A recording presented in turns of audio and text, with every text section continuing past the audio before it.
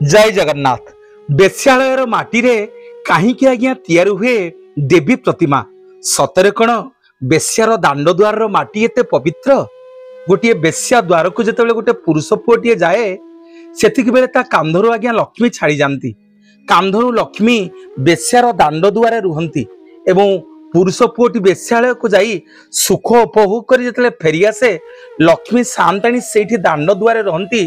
पुरुष पुओटी ता जीवन जाक जेते पुण्य अर्जन करिथाए सबु आज्ञा बेश्या द्वारे छाड़िके आसताए।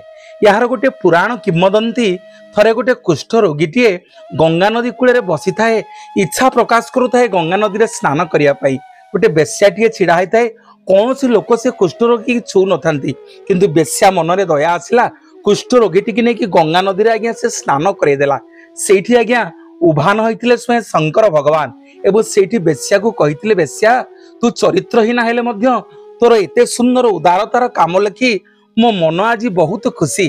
मु तो आज बर दौची जो दिन समग्र जगत रे देवी मांकर नारी जातिर पूजा हब तोरी द्वार माटी आसिकी देवी प्रतिमा तैयारी हब से दिन ठू आज्ञा शंकर भगवानंकर बर द्वारा बेश्यालयरु बेश्या द्वारू माटी आसे एवं देवी प्रतिमा तैयारी हुए।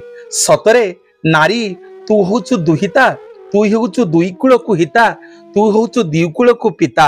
जय जगन्नाथ जय जगन्नाथ। बेश्यालयर माटी रे काहींकि आज्ञा तैयारी हुए देवी प्रतिमा। सतरे कण बेश्यार दांड द्वार माटी एते पवित्र। गोटे बेश्या द्वार को जिते गोटे पुरुष पुओटे जाए सेतिक बेले ता कांधरू आज्ञा लक्ष्मी छाड़ी जाती।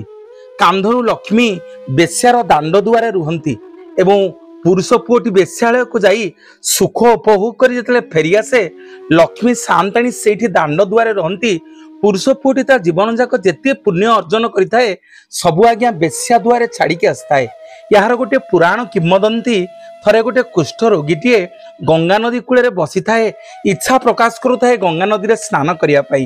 गोटे बेश्याटीए छिड़ा होता है कौन सी लोक से कुष्ठ रोगी छू न था किंतु बेश्या मन में दया आसला कुष्ठ रोगीटी की नहीं गंगा नदी में आज्ञा से स्नान करदेला। सेठी आज्ञा उभान होते स्वयं शंकर भगवान एवं सेठी बेश्या को कहते बेश्या तू चरित्रहीन हेले मध्य तोर एते सुंदर उदारतार काम लिखी मो मन आज बहुत खुशी। मु तो आज बर दौची जो दिन समग्र जगत रे देवी मांकर नारी जातिर पूजा हब तोरी द्वार माटी आसिकी देवी प्रतिमा तैयारी हब से दिन ठू आज्ञा शंकर भगवानंकर बर द्वारा बेश्यालयरु बेश्या द्वारू माटी आसे एवं देवी प्रतिमा तैयारी हुए। सतरे नारी तू होचु दुहिता तू होचु दुई कूल को हिता